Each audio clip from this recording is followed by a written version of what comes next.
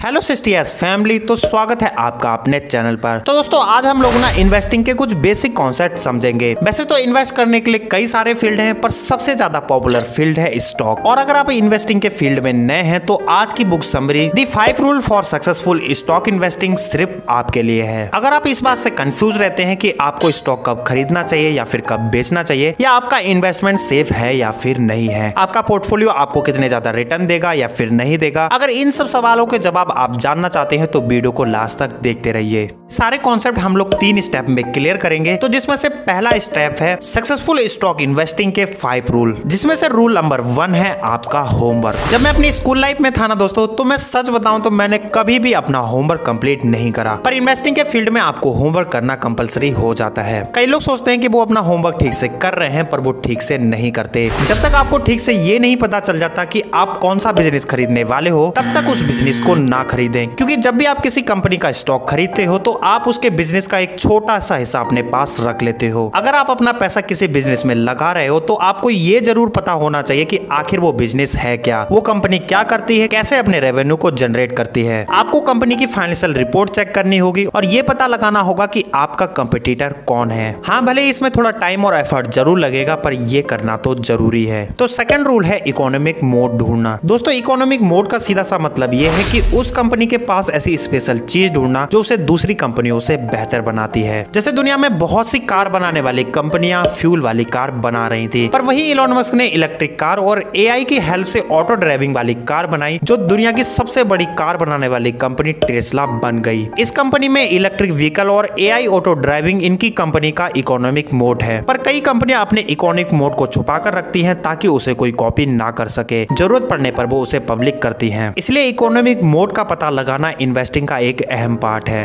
तो rule number 3 है एक सेफ्टी मार्जिन जरूर देखिए। सिर्फ एक अच्छी कंपनी का पता लगाना आपका आधा काम है। अगर आप सिर्फ जानी मानी कंपनी पर इन्वेस्ट करते हैं और अगर वो कंपनी ओवर वैल्यूड है तो आपको अच्छे रिटर्न नहीं मिल पाएंगे। जैसे अगर कोको कोला को लें तो ये सबको पता है कि वो एक बहुत अच्छी कंपनी है, पर ये इन्वेस्टिंग के लिए और भी ज्यादा अच्छी हो सकती थी। अगर आप 1990 में इसमें इन्वेस्ट करना शुरू करते तो आपको काफी हद तक अच्छे रिटर्न मिल जाते। पर कई लोगों ने कोक की कमाई से उसमें 50 गुना ज्यादा इन्वेस्ट किया, तो उन लोगों को रिटर्न से जरा भी खुशी नहीं हुई, क्योंकि उन लोगों ने अपने सेफ्टी मार्जिन का ध्यान बिल्कुल नहीं दिया। सेफ्टी मार्जिन इस बात का ध्यान रखता है कि अगर आपने कंपनी की वैल्यू ज्यादा लगा ली हो तब भी आपको लॉस नहीं होगा। तो रूल नंबर 4 है लंबे समय के लिए रुकना। हम लोगों को ना अपनी लाइफ में बहुत ज्यादा जल्दी है। पेशेंस नाम की चीज हम लोग अपनी लाइफ से निकाल चुके हैं। अच्छा मुझे एक बात बताइए, अगर आप कोई भी गाड़ी खरीदते हैं तो क्या उसे जल्दी बेच देते हैं? अगर आप कोई भी फ्रिज या फिर टीवी लेकर आते हैं तो क्या उसे आप अगले दिन ही बेच देते हैं? नहीं ना। तो आप उस खरीदे गए स्टॉक को इतनी जल्दी क्यों बेच देते हैं? बल्कि शॉर्ट टाइम के लिए लगाई गई इन्वेस्टिंग हमें महंगी पड़ती है। हमें टैक्स पे करना पड़ता है, स्टॉक ब्रोकर की फीस देनी पड़ती है। अगर हम लोग स्टॉक को जल्दी जल्दी बेचते और खरीदते हैं तो ये टैक्स का खर्च ना हमारे रिटर्न से भी ज्यादा हो जाता है। तो रूल नंबर 5 आपको सिखाएगा कि स्टॉक आपको कब बेचना है। देखिए जितना जरूरी ये समझना है कि आपको स्टॉक कब खरीदना है, उतना ही ज्यादा ये जरूरी है कि आपको स्टॉक कब बेचना है। हम लोग गलती ये करते हैं कि हम लोग स्टॉक को मॉनिटर करते रहते हैं, बल्कि हमें स्टॉक को नहीं उस कंपनी को मॉनिटर करना चाहिए। स्टॉक के प्राइस को दिन में 10 बार देखने के बजाय हमें ये देखना चाहिए कि कंपनी जिस इंडस्ट्री में है वो कैसा परफॉर्म कर रही है। कंपनी को एनालाइज करना चाहिए, उसका कैश फ्लो देखना चाहिए और उसके फ्यूचर के प्लान क्या क्या है, ये सब हमें देखना चाहिए। तो चलिए उन मिस्टेक को समझते हैं जो हमें इन्वेस्टिंग करते टाइम बिल्कुल नहीं करनी चाहिए। नंबर 1, ज्यादा रिटर्न पाने के चक्कर में आप बहुत ज्यादा रिस्की और बोल्ड स्टॉक बिल्कुल ना खरीदें। अगर आपके पोर्टफोलियो में बहुत से पेनी स्टॉक रखे हुए हैं तो आप खुद से ज्यादा रिटर्न पाने की उम्मीद लगा बैठते हैं। आप लोग कई कहानियां सुनते हैं कि ये वाला पेनी स्टॉक कुछ ही दिनों में अपनी प्राइस से 10 गुना ज्यादा बढ़ गया। तो दोस्तों ऐसा कुछ ही मामलों में होता है कि एक पेनी स्टॉक अपने प्राइस से 10 गुना ज्यादा आगे बढ़ जाए। हाँ, भले ही पेनी स्टॉक काफी कम प्राइस में आपको मिल जाएंगे, पर इसमें बहुत ज्यादा रिस्क इन्वॉल्व होता है। और दोस्तों हम लोग ये उम्मीद लगाकर बैठ लेते हैं कि इस बार कुछ अलग होगा। पर मैं आपको एक बात बता दूं कि इतिहास हमेशा दोहराया जाता है, फिर वो चाहे स्टॉक मार्केट में ही क्यों ना हो। अगर आप स्टॉक मार्केट का फ्यूचर थोड़ा सा भी समझना चाहते हैं हैं तो उसके पीछे की हिस्ट्री को आपको समझना होगा। तो सेकंड है मार्केट डाउन होते ही घबरा जाना। अक्सर लोग मार्केट के डाउन होते ही घबरा जाते हैं और उससे बाहर निकलने की सोचने लगते हैं, पर दोस्तों उसी टाइम सारे स्टॉक अट्रैक्टिव होते हैं क्योंकि उन्हें कोई भी खरीदना नहीं चाहता। तो यही वो टाइम है जब आपके पास मौका होता है महंगे स्टॉक को सस्ते में खरीदना। और अक्सर हम लोग ना इस ट्रैप में फंस जाते हैं कि जो प्रोडक्ट हमें अच्छा लगता है हम उसी में इन्वेस्ट कर देते हैं, पर दोस्तों ये जरूरी नहीं होता कि जो प्रोडक्ट हमें पसंद आ रहा है वही एक बेहतर प्रोडक्ट साबित हो। हर अच्छा दिखने वाला प्रोडक्ट एक बड़ा प्रॉफिट नहीं दे पाता।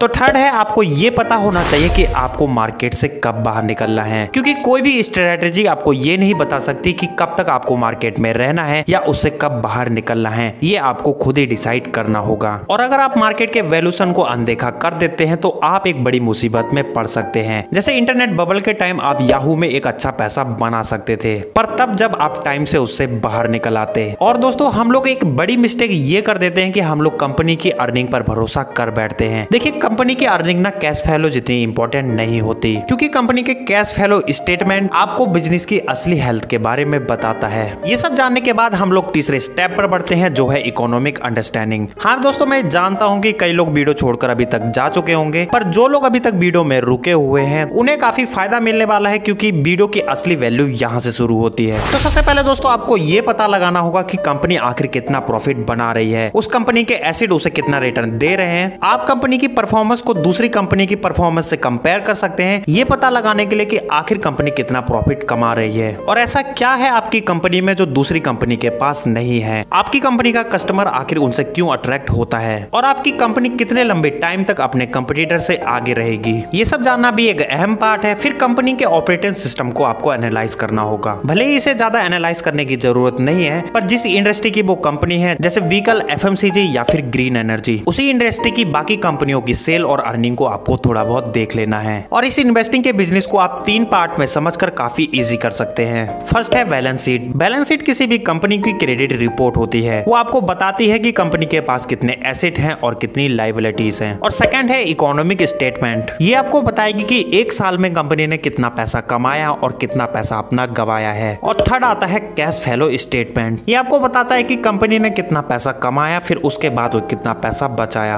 पर दोस्तों इनकम स्टेटमेंट और कैश फ्लो स्टेटमेंट में अंतर होता है। जैसे मान लो किसी कंपनी ने अपने 10,000 प्रोडक्ट बेचे हैं और उन 10,000 प्रोडक्ट का पैसा उन्हें नहीं मिल पाया। फिर जब उनका क्वार्टरली स्टेटमेंट बनता है तो वही कंपनी अपनी इनकम स्टेटमेंट में दिखाएगी कि 10,000 प्रोडक्ट की सेल हुई है, पर वहीं बैलेंस शीट में दिखाया जाएगी कि 10,000 प्रोडक्ट के पैसे आने अभी बाकी हैं। आपको सेल्स और रेवेन्यू दोनों पर ही ध्यान देना होगा। अगर इनकम स्टेटमेंट में आपको सेल दिखाती है पर जिसके अभी तक पैसे नहीं मिले हैं तो ये काफी बड़ी प्रॉब्लम आगे जाकर बन सकती है। चलिए थोड़ा कंपनी को भी एनालाइज कर लेते हैं। पहले तो आपको ये समझना होगा कि कंपनी आखिर किस रीजन से ग्रो हो रही है। देखिए किसी भी कंपनी का पिछला ग्रोथ रेट कंपनी का फ्यूचर डिसाइड नहीं कर सकता। पिछले ग्रोथ रेट को देखकर आप ये नहीं बता सकते कि आगे भी कंपनी ग्रो होगी या फिर नहीं होगी। ग्रोथ रेट आमतौर पर 4 चीजों पर डिपेंड करता है। पहला है ज्यादा प्रोडक्ट या ज्यादा सर्विस बेचने पर, दूसरा है प्राइस बढ़ा देने पर, तीसरा है नए प्रोडक्ट या नई सर्विस बेचने पर, और चौथा है किसी कंपनी को खरीद लेने पर। और हाँ इसी के साथ आपको ये भी चेक करना है कि कंपनी की कोई सॉलिड फाउंडेशन है या फिर नहीं है। कंपनी कहीं अपनी वैल्यू से ज्यादा कर्जे में तो नहीं डूबी। तो चलिए एक ठीक ठाक बिजनेस और एक बेहतर बिजनेस के बीच के फर्क को थोड़ा समझ लेते हैं। आपको ऐसी कंपनी ढूंढनी होगी जहां के मैनेजर ऐसे ट्रीट करते हो मानो उनकी कंपनी में कोई हिस्सा हो। और ये जरूर चेक कर लीजिए कि मैनेजमेंट अपने आप को कितना पे कर रहा। ध्यान दीजिए कि कंपनी में टॉप के एग्जीक्यूटिव को ज्यादा पैसा ना मिल रहा हो, और जो कंपनी इसके कंपटीशन में है उसके CEO को कितनी सैलरी मिल रही है, ताकि आपको पता चल सके कि कंपनी कहीं ज्यादा पे तो नहीं कर रही।